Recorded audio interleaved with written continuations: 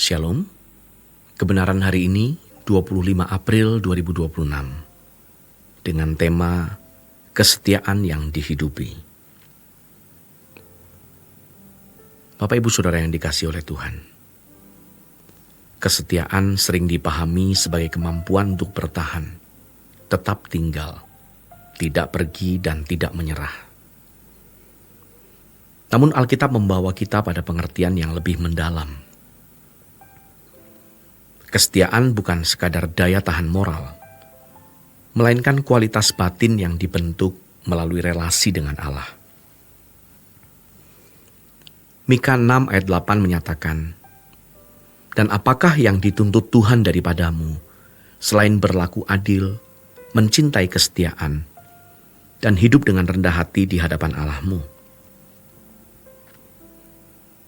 Dari ayat ini kita belajar bahwa lebih daripada ritual, lebih daripada persembahan atau pengorbanan apapun, Tuhan lebih menghendaki keadilan, kesetiaan, dan juga kerendahan hati yang dihidupi setiap hari.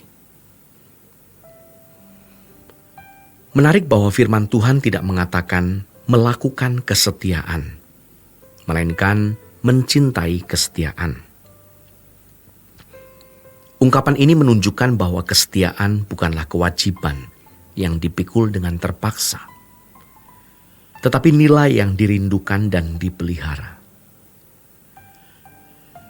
Kesetiaan sejati lahir dari hati yang diselaraskan dengan kehendak Allah.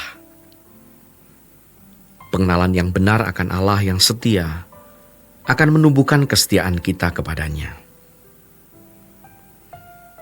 Dalam konteks nubuat Mika, umat Allah rajin beribadah, tetapi hidup mereka tidak mencerminkan karakter Allah. Mereka mencari jalan pintas melalui korban dan ritual, seolah-olah Allah dapat dipuaskan oleh tindakan lahiriah.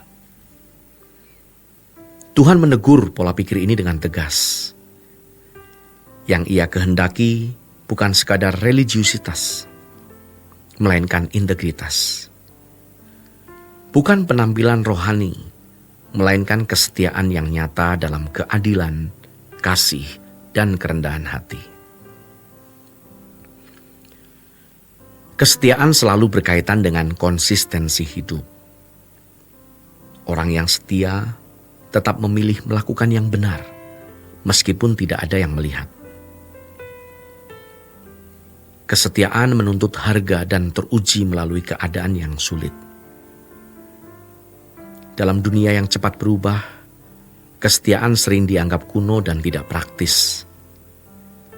Namun di hadapan Allah, kesetiaan adalah nilai yang tidak tergantikan, karena mencerminkan karakternya sendiri. Allah adalah pribadi yang setia pada janji-janjinya dan pada perjanjiannya dengan manusia, untuk membawa mereka menuju tujuan kekalnya.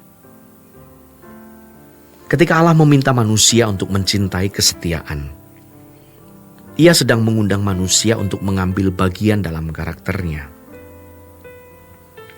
Dengan demikian, kesetiaan bukan sekadar tuntutan etis, melainkan panggilan untuk menjadi serupa dengan Allah. Kesetiaan juga tidak dapat dipisahkan dari kerendahan hati. Mika 6 ayat 8 menutup dengan panggilan untuk hidup rendah hati di hadapan Allah. Tanpa kerendahan hati, kesetiaan mudah berubah menjadi kesombongan rohani.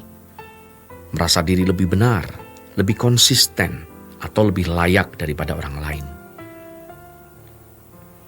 Kesetiaan sejati selalu berjalan bersama kesadaran bahwa kita hidup sepenuhnya oleh anugerah Allah. Dalam kehidupan sehari-hari, kesetiaan dinyatakan melalui pilihan-pilihan kecil yang berulang. Tetap jujur ketika kompromi tampak menguntungkan. Tetap setia dalam tanggung jawab meskipun tidak mendapat apresiasi. Dan tetap berjalan dalam kebenaran meskipun hasilnya tidak segera terlihat. Kesetiaan bukan tentang momen besar, melainkan tentang keselarasan hidup yang terus-menerus dengan kehendak Allah. Roh Kudus berperan penting dalam membentuk kesetiaan ini. Tanpa karyanya, manusia mudah lelah dan goyah. Namun Roh Kudus menolong orang percaya untuk mencintai apa yang Allah cintai dan membenci apa yang Allah benci. Ia menumbuhkan kesetiaan sebagai buah dari kehidupan yang tinggal di dalam Allah. Hari ini firman Tuhan mengajak kita berhenti bertanya tentang apa lagi yang harus dilakukan bagi Allah. Dan mulai bertanya, apakah hidup kita telah selaras dengan hatinya?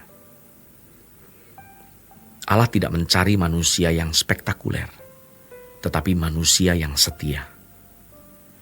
Kesetiaan itulah jalan hidup yang berkenan kepadanya.